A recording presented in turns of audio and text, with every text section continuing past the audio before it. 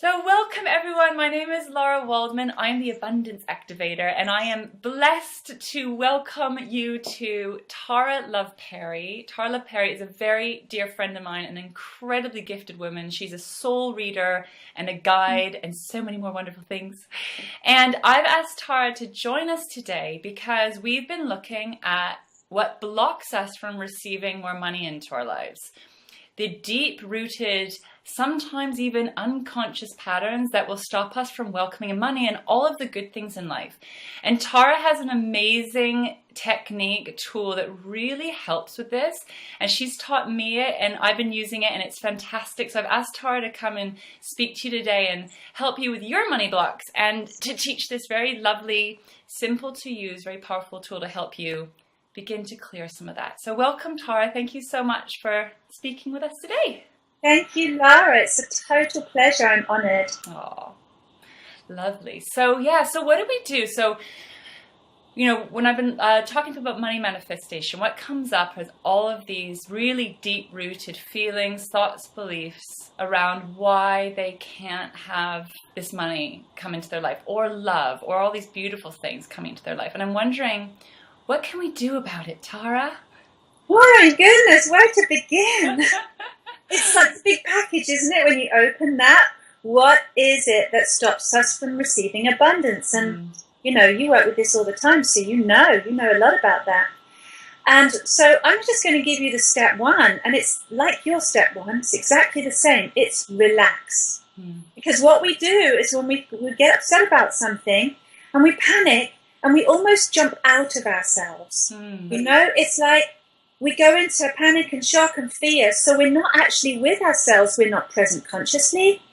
We're not present with life itself, with our breath, with this moment right now. We lose presence with our body. We lose presence with the truth of what's actually happening. And we can go for very, very long periods of time completely disconnected from ourselves, from our consciousness and from our truth, and even from our body, like we're not home, because those fears get us in that up, out, panic, or just retreating, hiding, closing down, shutting away, So the very first thing you want to do, take a breath. Just stop. Breathe and receive. Because let's face it, if we can't receive our breath, what else have we got room for receiving in our lives? Can you feel that? You can just ask yourself that question. And most of us are controlling our breath. Like most of us are trying to control life. Like most of us are trying to control our finances, or control our emotions, or control our thoughts, or control everything in our life. And you can't actually control life. So step one, surrender just for a moment and see how it feels, Lara. Just let go of the tension in the face, the jaw, the mouth, the throat, the whole body, and just relax. This is what you teach as well. It's exactly the same. And I always recommend softening the whole face so that the jaw drops open, and for actually receiving the breath in through a soft open mouth, as if you're a brand new baby. You have no tension in the throat, no agenda, no control, no filters, just completely surrendered and open, like ready to receive. And the metaphor I love to use is like a sunflower. You know the way a sunflower opens all of its petals to the sun and it just basks in it? What if we could just bask in this moment with our breath? And be given to. And for us to begin to notice by turning our senses around that we are being given to all of the time, and to practice receiving this breath. How does that feel? Feels beautiful. Letting go of control feels so good. But as you know, it doesn't work, does it? It gets us in more tangles and more knots and more debts and more complications.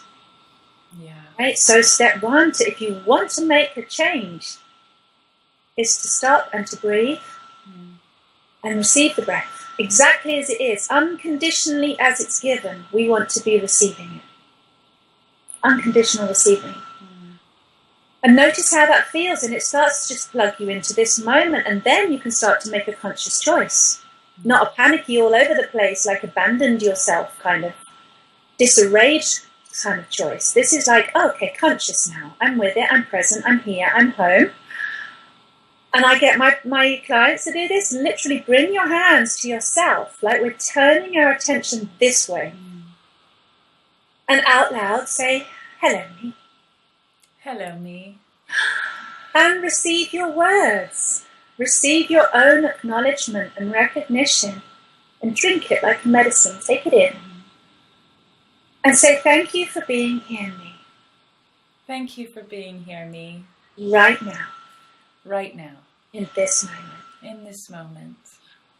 And breathe that in and let it trickle all the way down through the center of you, feeding your heart, your belly, your base center, your legs, and anchoring you down into this body, into this present moment. And then ask yourself this question, and I always love to do everything out loud, because then we're having a living, live conversation with ourselves. It's not all kind of tricksy and in the mind and, drifty. And say to yourself out loud, would I be willing? Would I be willing to love myself enough? To love myself enough. To release what's no longer serving me. To release what's no longer serving me. And make an actual real shift in my life. And make an actual real shift in my life. Yes or no? Yes. Breathe it and feel the part of you that's saying yes. Right? And you can also get a sense when you shine a light on something, and we shine a lamp of consciousness, you can see the parts that are agreeing and saying yes. You can see where that truth wants to come out and manifest, and you can also see where the shadows are. It can also make you go, oh, actually, no. I'm actually quite attached to my poverty. I've got a whole story around it that actually it's part of my identity, my personality, my social group, my family network, my being a good Samaritan or whatever it is. Do you understand? So by breathing in, we get a good sense of where the shadows are and where the truth is. Yeah.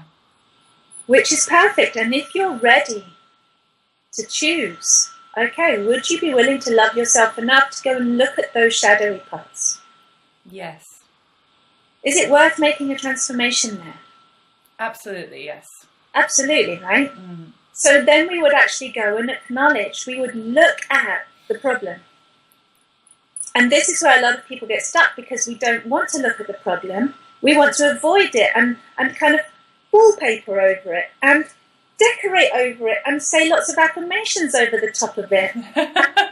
Be positive over the top of it, And keep shoving it into the background, because we're scared of actually bringing some ugly part of ourselves forward, some deep shame or guilt, and going, let's look at, I don't want to look at this. But nothing changes until we first acknowledge it. We can't bury things. We know this, Lara, don't we?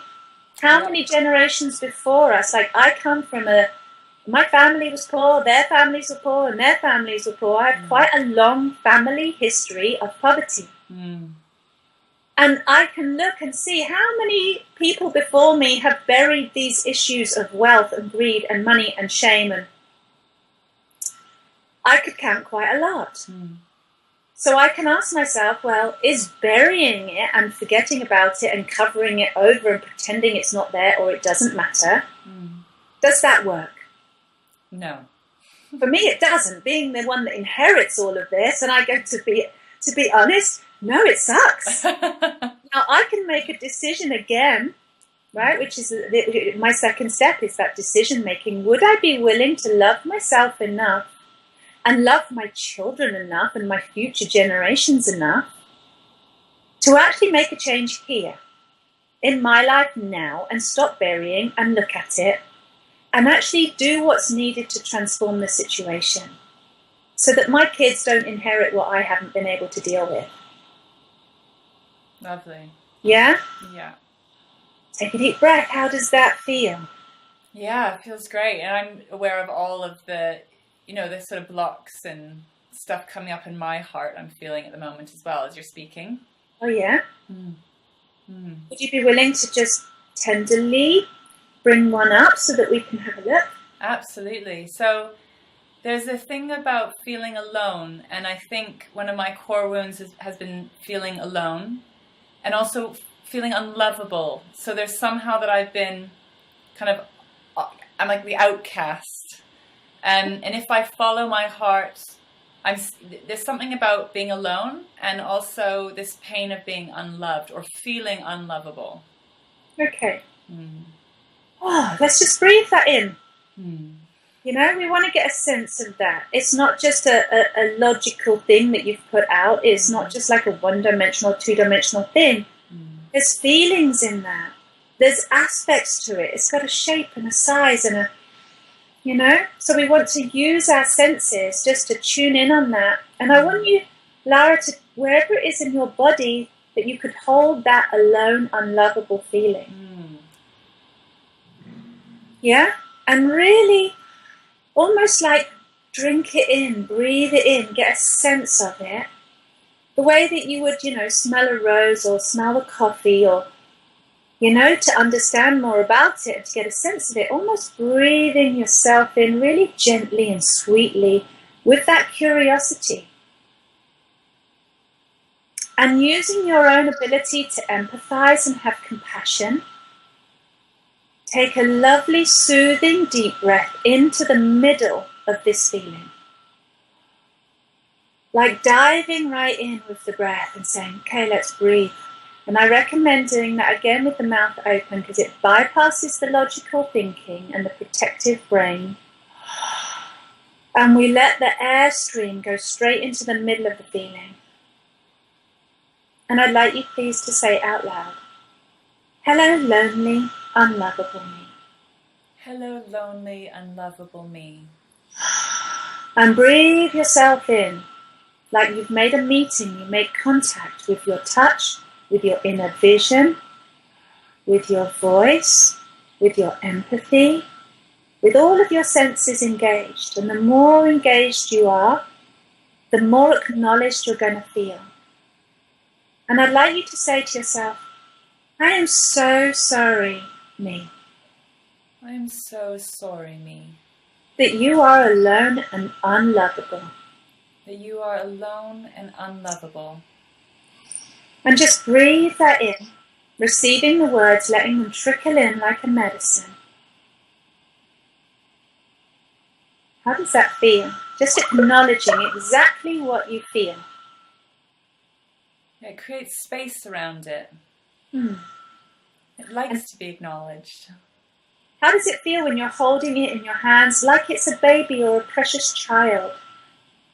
Yeah, it feels really good. It feels that it's being held, it's being supported and seen. Yeah. And how does it feel actually saying it out loud? It feels good. It feels happy to be acknowledged and seen again. How would you feel if for your entire life, since day one, nobody actually spoke to you? And they spoke to everybody else, everybody, including the dog and the plants and the weather and, strangers, but they never actually said hello to you. Oh, yeah. How lonely and shit would you feel? Yeah. How unlovable would you feel? Right? But we do the same thing. We say hello, we acknowledge, we say empathy, we have empathy for others, we say sorry to others, and not because it's our fault. Because we know that by saying sorry, for instance, when somebody's been bereft, the most beautiful way to acknowledge their pain, isn't it? To say, I'm sorry. Yeah. It doesn't mean I did it or it's my fault or I can even do anything about it. It just means I see you, I feel you. I'm so sorry for your pain. And when we can give that beautiful, sweet, kind, loving words to ourselves, hello me. Me? Yes, me. I am so sorry for your pain. I I'm so sorry for your loss. Me. And we have a relationship with ourselves that's also verbal. Yeah, all those, the tools that we give for communication and relationships that go out there. Most people have never even considered to bring them back to ourselves and include ourselves in this relationship. You know, I need a relationship with me if I'm going to understand me. I need a relationship with me if I'm going to heal me. I need a relationship with me if I want to feel loved and important and included and, valuable to this world. And like I can give something and that I'm worth being given to. Does that make sense? Take it all in and say, yes, I'm so sorry, me. I'm so sorry, me. For your pain and for your loneliness. For your pain and for your loneliness. And for not recognizing you. And for not recognizing you. That you need to be loved by me. That you need to be loved by me. You need my acknowledgement. You need my acknowledgement. And then take a deep breath. And the next most beautiful thing to say, once we've acknowledged something that's been very painful, is to then ask for it to be released so that it can transform, so that the energy of it can change. Do you want to keep this pain, Lara? Do you want to stop at sorry and move on?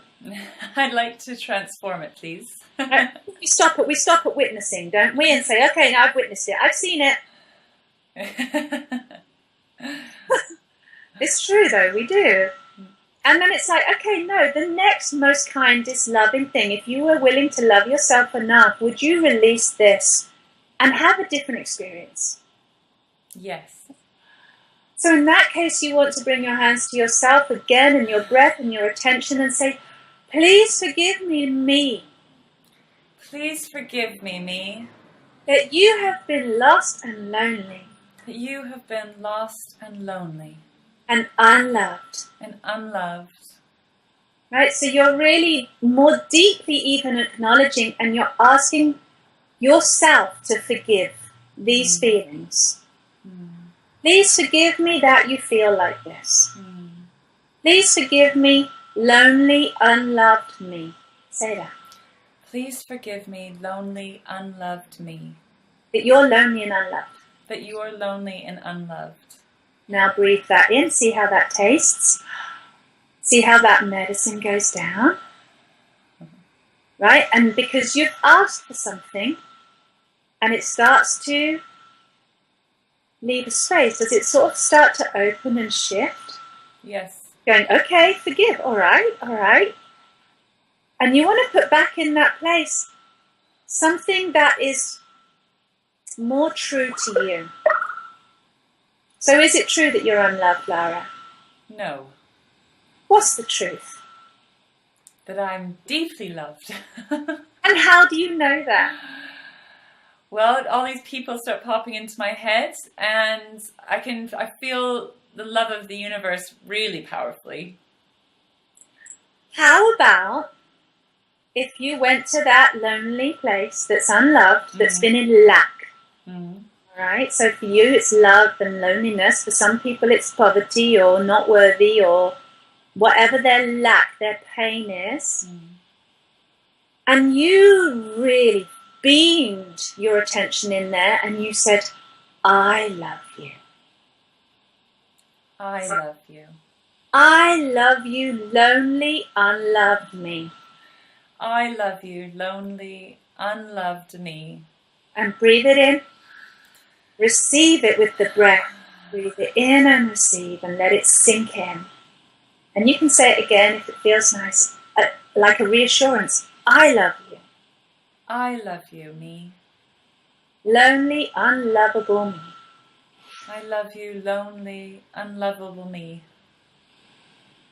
How does that feel? What happens? I feel this part going kind of like, yes, finally it feels like it can express itself, that part now. Where I think before it felt kind of trapped. Now it's like, yes, here I am. Maybe I can go and express myself in the world. That's what I'm getting. All right. So despite all the loads of people in your life that love you, that you know is really true, and they do love you, And despite you knowing that the universe loves you, that didn't quite fill the hole, did it? What did it need? Whose love was it waiting for? My love. And how well does your love fit in that space where there was lack? Well, fits in very well. Like the best, right? Yeah, it sort of can completely hold it and contain it and see it, and yeah. It's like the perfect It's fit. like the perfect fit. Your love is the best kind of love possible for you. Wow. You are your own best medicine. You are your best love. Because you know those parts better than anyone else. Yeah. You know the lack. You know the pain. You know the sorrow. You know the emptiness. And you know how to love better than anybody else in your world, I reckon, that you know. Is that kind of true? Do you feel like I know how to love better than everybody else? Yeah. And nobody can really give me quite the love that I need. It is great and it's kind and it feels wonderful, but it never quite hits the spot. That's exactly right, yeah. Even if someone loves you beyond all their wildest dreams, it doesn't ever quite go in. No. It doesn't fulfill us. And it's like, whoa, revelation. Me. It's my love. Wow. So we just put that in with our hands, with our voice, with our insight, with our feelings, with our savor that feeling of love. And then we say, thank you. Thank you. Because you asked yourself, please forgive me. You filled that space with love as like, eat this instead. Be sad to have this instead. Like you can have loneliness and not loved, or you can have love. Which one? Okay, we're having love. Thank you. Thank you, me. Thank you, me. It kind of seals the deal. It's like, then you can put the nice healing covering over. You know, thank you, me. Thank you, me. Thank you, lonely, unlovable me. Thank you, lonely, unlovable me. For telling me the truth. For telling me the truth. Thank you for letting me love you. Thank you for letting me love you. Thank you for being loved. Thank you for being loved. And not lonely anymore. And not lonely anymore. I love you. I love you. Thank you. Thank you. Breathe it in and receive it. And then just say, well done, me. Well done, me. It's almost like a little pat. Well done. It's all bedded in, nice and cozy. Yeah, well done, me. And then the last little thing that we say, it's like a tidy up. It's like, let's bring us back into completion. Please come home. Please come home. Lonely, unlovable me. Lonely, unlovable me. In all parts of me. In all parts of me. Like, I wonder if I said that the right way around. Like all parts of me that are lonely and unloved. Like all parts of me that are lonely and unloved. Please come home. Please come home. Right now. Right now. Back to the truth that I am. Back to the truth that I am. Absolute love. Absolute love. Breathe it in. Take it in and then just seal the deal again with that thank you. Thank you, me. And just savor that moment. So where are you now? What happened? Well, I feel like I've landed more in myself. And there's a softening and a relaxing and ease, a greater ease. Do you think you're going to have the same problem with that block? No, especially if I keep loving it. Yeah. I call it soul gardening. Oh, that's nice.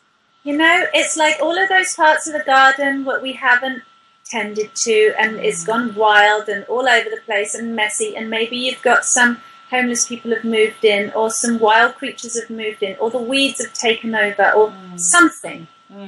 and it's been abandoned. And then it's about going back round throughout our mind, our emotions, our psyche, our spirit, our soul, and just reclaiming each little bit. Saying, you know what, this is me. This is my life, my soul, my energy, my purpose, my job, my abundance, my joy. Let me reclaim it. Yeah.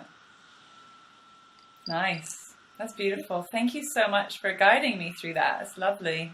It's a pleasure. And the thing is, it's really simple. Like, I was offering you words so that you could copy and follow, because that's how I teach people. But really, once you get the hang of it, it's really breathe and receive. So make that connection back to you. Hello, me. And then making that decision, would I be willing to love myself enough to go into this painful place and transform it? And to keep making that decision to show up, really, and to, be in your truth. And then it's acknowledging what's painful without any covering it over or changing it. Notice I made you say, I'm sorry that you are unlovable and alone, me.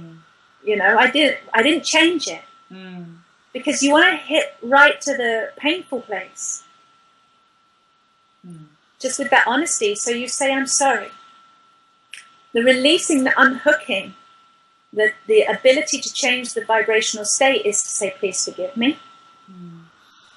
And then to fill that new space possibility with that request, please forgive me. Okay, but then what? I love you. I'm going to fill this space with love. That I am, the truth, that I am. And then we seal it by saying thank you. That's that love is sealed in. That's now the new vibration of it. And then we ask to reclaim and reintegrate that back into our whole being by coming home, back to the truth, back to that which I am. Right? So that's 7 really easy steps. And we use the words like having a conversation, and that can be in your own flow once you get used to that. That's beautiful. Thank you so much. That's gorgeous. You're so welcome. And some people might recognize this because it's very similar to Ho-oponopono, which is an ancient Hawaiian technique, which I read a book about quite a long time ago, actually, and it's incredible. It's beautiful. And I started learning this, the way that I'm using it, came actually, if you believe in angels, Archangel Michael was the one that kind of sat with me for a couple of years and was teaching me these true meanings of the words sorry and please forgive and thank you, and they're like multidimensional keys for transformation. So I listened to Archangel Michael and I put it into practice in my own way. So what we're doing here is not the same as Ho-oponopono, nor is the breathing or any of those things, but it is very similar. So people are going to find a correlation with that. So just to let you know, they're not new. It's like I wouldn't even call them mine. They're not new. It's just the combination of these keys together create something extraordinary. Wonderful. And do you recommend doing this every day, or how often do you recommend doing this technique? I recommend doing it whenever something comes up. Okay. Like if ever it's like a self-care. If ever I don't feel okay, like something happened today, it's a really silly little thing. I saw a business card at work on their front desk that was put there by an ex-partner. And I don't like this partner, and I realized, oh my God, I haven't forgiven him. Oh my God, that was years ago. I was like, I'm going to tear this up. They should have. I was like, Tara, you're not very loving. You don't love him. You don't love this man. You don't love it. It's like, okay, yeah, there's a block there. I still feel angry. So in that moment, I was like, well, I don't feel okay. Am I going to go around, even if it's a minor trigger, just not feeling okay? No, I love myself enough to come and just spend 1 or 2 minutes paying attention to this not okay feeling, to release it, to love it, to acknowledge it and forgive it, put it into that, reintegrate it back into myself. Okay. Great example. So whenever anything comes up, run it. That's beautiful. Thank you so much. It's such a gorgeous tool. It's so powerful. I've been, you've taught me this a while ago, and I've been playing with it in my own time, and I've been teaching it to my kids, and it's just so effective. I love the beautiful simplicity of it, and how deeply powerful it is and effective it is at the same time. So thank you for sharing this. I love that you put it. I'm so happy. Oh, bless you, Tara. And if anyone wants to find out more about your work, your website is taraloveperry.com, is that right? Yep. Okay, wonderful. Thank you, Tara Love. Oh, thank you. Love you, Tara Love. Bye, Lara Love.